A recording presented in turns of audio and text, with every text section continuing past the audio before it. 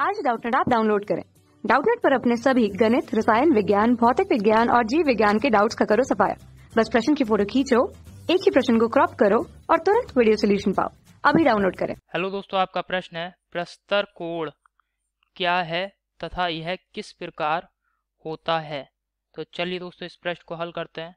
दोस्तों हमारे जो आसपास जो संगमरमर के पत्थरों की इमारतें होती हैं, ठीक है, तो यहाँ पे मैं लिख रहा हूँ संगमरमर के पत्थरों की जो इमारतें होती हैं, पत्थरों से बनी इमारतें से बनी इमारतें, इमारतों का रंग, इमारतों का रंग, रंग, चमक तथा दोस्तों जो पत्थर है वह भी तथा प्रयोग में लाया गया पत्थर, प्रयोग में लाया गया पत्थर, पत्थर समय के साथ साथ क्या होता है दोस्तों, समय के साथ, समय के साथ दोस्तों क्या होता है, क्षय होने लगता है। ठीक है, समय के साथ उसका क्षय होने लगता है, उसका क्षय होता है, क्षय होने लगता है।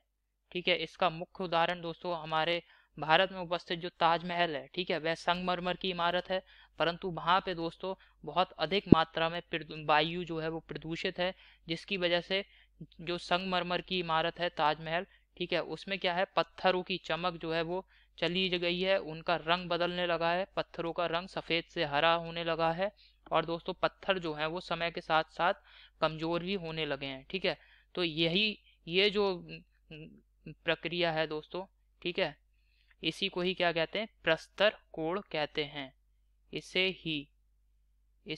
ही प्रस्तर कोण कहते हैं, प्रस्तर कोण कहते हैं। ठीक है, कहते हैं। अब दोस्तों ये किस प्रकार होता है, क्योंकि दोस्तों वायुमंडल में क्या है, नाइट्रोजन और सल्फर के ऑक्साइड उपस्थित हैं। ठीक है, और जब दोस्तों क्या होता है, अम्लीय वर्षा होती है, या ये जो नाइट्रोजन और सल्फर के जो भी ऑक्साइड हैं, ठीक है, अम्लीय वर्षा के दौरान ये सभी क्या होते हैं, जो संगमरमर के पत्थर हैं उन पे अवक्षय परत के रूप में जम जाते हैं। ठीक है, तो अम्लीय वर्षा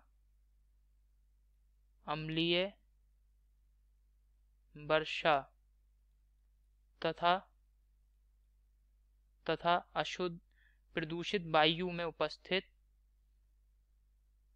तथा प्रदूषित वायु में उपस्थित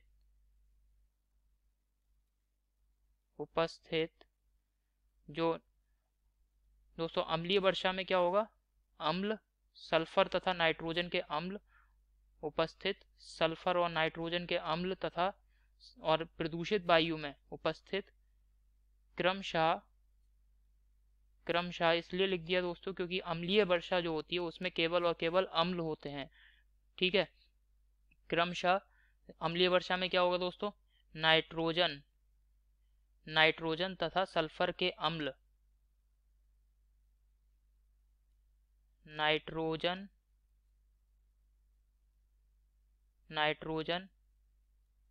तथा सल्फर के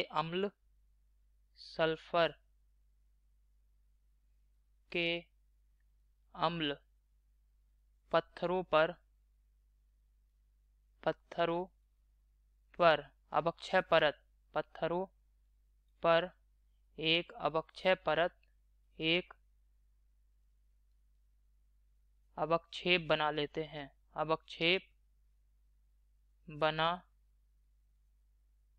लेते हैं।